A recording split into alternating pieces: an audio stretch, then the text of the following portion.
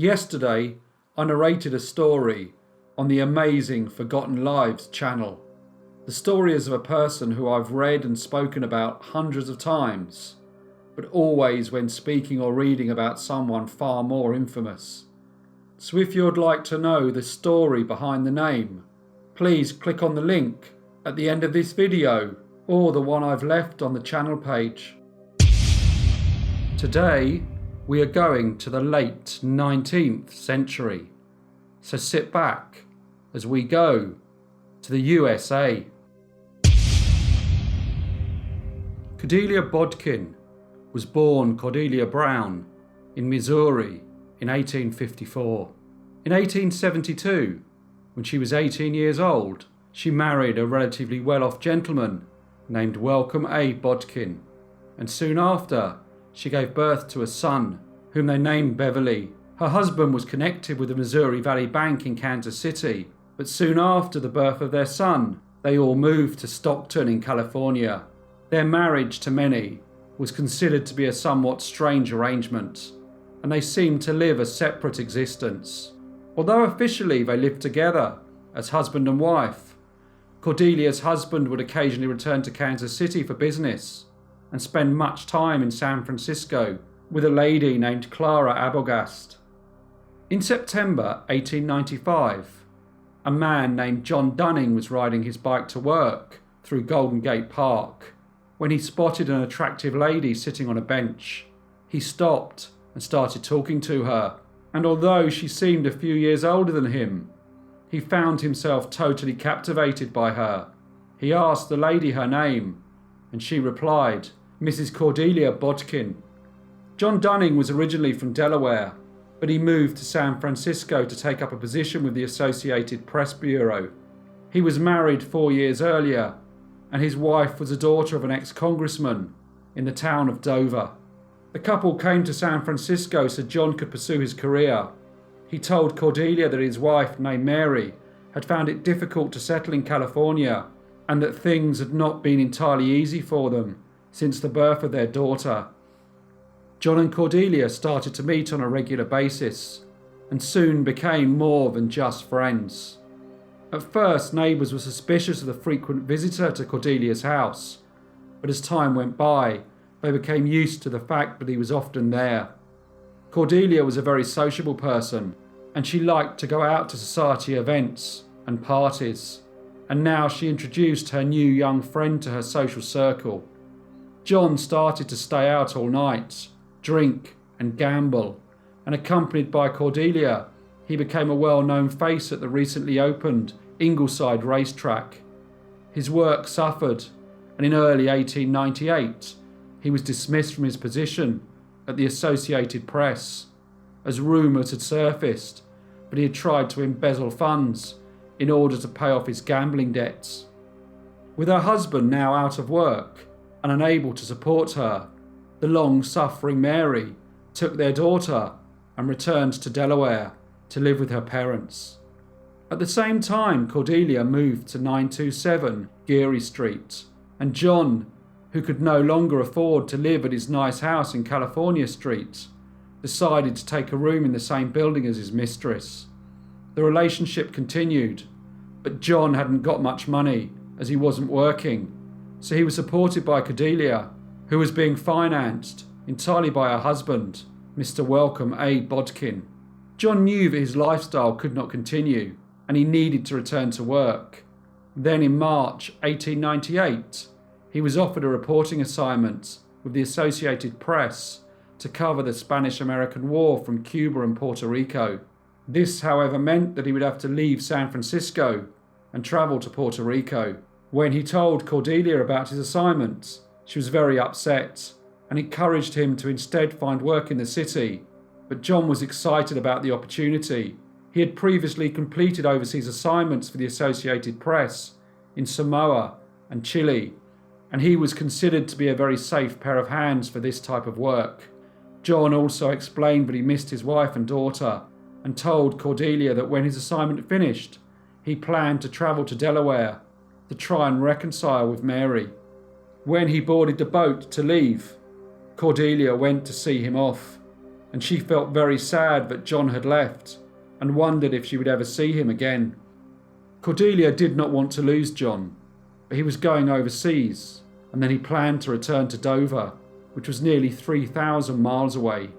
She wondered what she could do, and then she devised a cunning plan. She thought that the only reason John would not return to San Francisco, and to her, was because of his wife. So she sent an anonymous letter to Mary, informing her that her husband had a mistress who was a very intelligent, interesting, and attractive woman. She signed the letters simply, "From a friend." When Mary received the letter, she read it and placed it in a drawer. But this was only the start of Cordelia's plan. Whether she had formed the plan herself, or whether she had been influenced by reading about the famous 1871 Christina Edmonds case from Great Britain, is unknown. But the plan was strikingly similar. On July the 31st, Cordelia visited the chemist near her apartment and purchased some arsenic.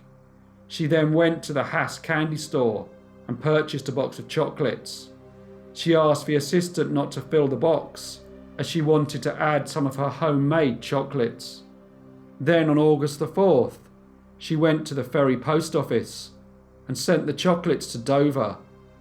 Mary Dunning received the chocolates, which contained a note signed, "With love to yourself and baby, Mrs. C."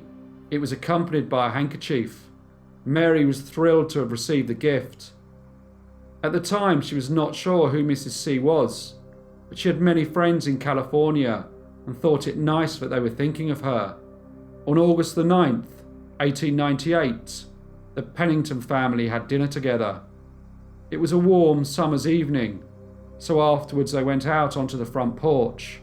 Mary opened the box of chocolates and passed them around. Her father didn't eat any, but the children and her sister Layla enjoyed the thoughtful gift. Mary and Layla sat on the porch longer than anyone else. They were deep in conversation, and as they talked, they ate more chocolates. They soon started to feel unwell.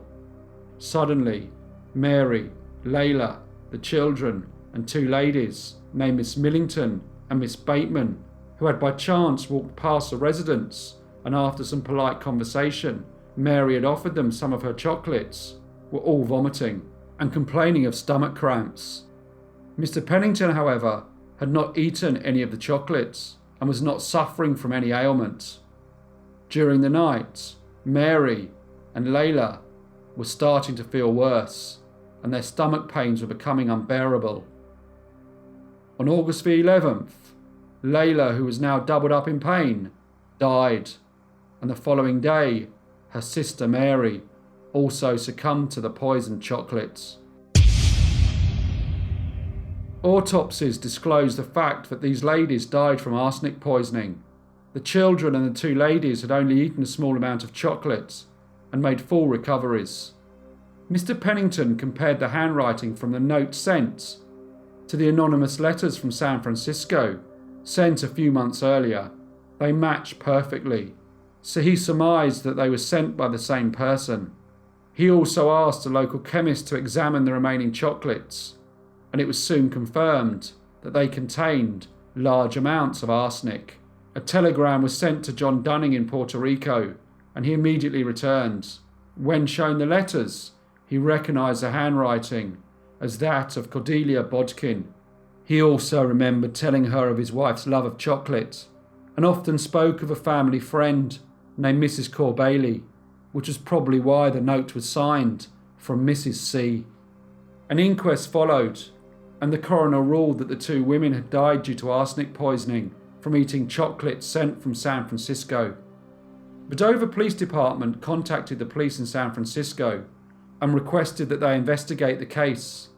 They also instructed two of their own officers, armed with vital evidence, to board a train and travel across the country to meet up with the chief of the San Francisco Police Department, who was a very well-respected officer named Isaac W. Lees. Cordelia had moved back to her house in Stockton with her husband and her son, but she was soon arrested and brought back to be interviewed at the San Francisco Police Headquarters. Cordelia denied all the charges against her, so the police had to gain more evidence. They first visited the apartment that she had vacated to return to live with her husband, and they found some pieces of gilded seal paper, which showed the mark of the Haas candy store. They went to the store and interviewed two shop assistants, named Miss Sylvia Henney and Miss Kitty Ditzmer. Both identified Cordelia as a lady who had purchased the chocolates from them. Miss Henney remembered that the customer had asked for a box which did not have the shop's name on it, and asked for the box not to be completely filled. Next, they looked at the letters that Cordelia had sent to John Dunning. Two handwriting experts confirmed that these matched the letters sent to Mary and the note on the chocolates. The chemist named Frank Gray was able to identify Cordelia as a person who had purchased 2 ounces of arsenic from his store. He remembered her, as when he inquired as to why she wanted the poison, she said that she needed to bleach a straw hat, and when he advised her that there were far more effective and less dangerous ways of doing that, she still insisted on the arsenic. Cordelia was also identified by the postal clerk at the Ferry Post Office. He was named John Dunnigan, and he thought it strange that the parcel was being mailed to John Dunning, as the names were so similar. The price tag was still on the handkerchief, which led the police to the City of Paris department store, and the sales assistant who sold it was able to identify Cordelia as the person who had bought it. Another witness told the police that she had seen Mrs. Cordelia Botkin in Stockton on July the 27th. She said that Cordelia asked her to explain how different poisons affect the human body. She also asked if she would have to sign her name when sending a package by registered mail. With all the evidence against Cordelia mounting, the police thought the case was ready for trial. But where was she to be tried?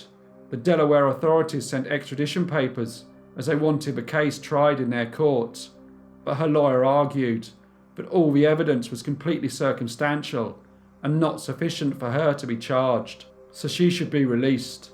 The court eventually decided that the trial should take place in San Francisco.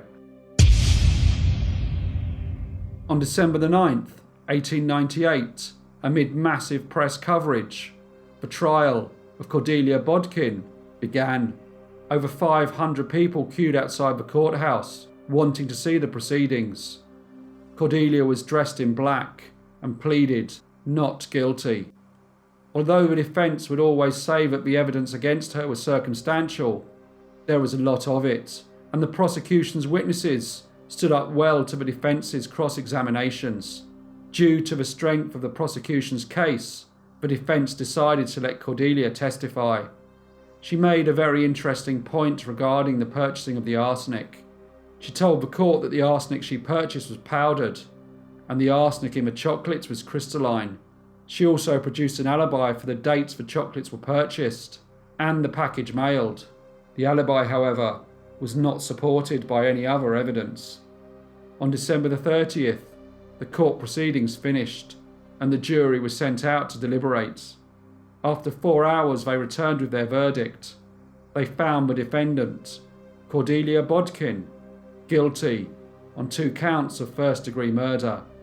But for some reason, instead of recommending the death penalty, they recommended life in prison. The sentencing took place on the 4th of February, 1899, and the judge sentenced her to life in prison. Cordelia was then sent to the county jail in San Francisco. Her lawyer appealed her conviction, and it was eventually overturned due to a procedural error, and a second trial was ordered. The second trial commenced in July 1904, and on August the 2nd, she was again found guilty and again sentenced to life in prison. Cordelia, however, was a very persuasive woman, and while in prison, she managed to seduce some guards, and they would let her out for a few hours at a time, so she could walk freely in the San Francisco streets. On one of these excursions, she was spotted by Judge Cook, who the next day went to the jail to find out why the prisoner was walking the San Francisco streets, but everyone at the jail denied that she had been let out. Cordelia said that the person the judge had seen was probably the same person that she had seen at the trial, who resembled her, and was probably the person who purchased the arsenic and the chocolates, and who had orchestrated the whole crime. Cordelia remained in the county jail until it was destroyed in the Great Earthquake of Wednesday 18th of April 1906, and then she was transferred to the far less comfortable St. Quentin State Prison. While she was serving her conviction, those who she loved died. John Dunning, her mother, her sister, her former husband Welcome C. Botkin, and her son Beverly all died. These tragic events had a profound effect on Cordelia, and in 1909 she began to suffer from depression. Her health declined so much, but in February 1910 she applied for parole, which was denied. Her health continued to go downhill, and on March 7, 1910, Cordelia Botkin, the chocolate poisoner, died. She was 56 years old. Hello everyone, and thank you so much for listening. As per usual, please leave any comments or feedback you may have, and please don't forget to check out my narration on the amazing Forgotten Lives channel, and I will see you in the next brief case.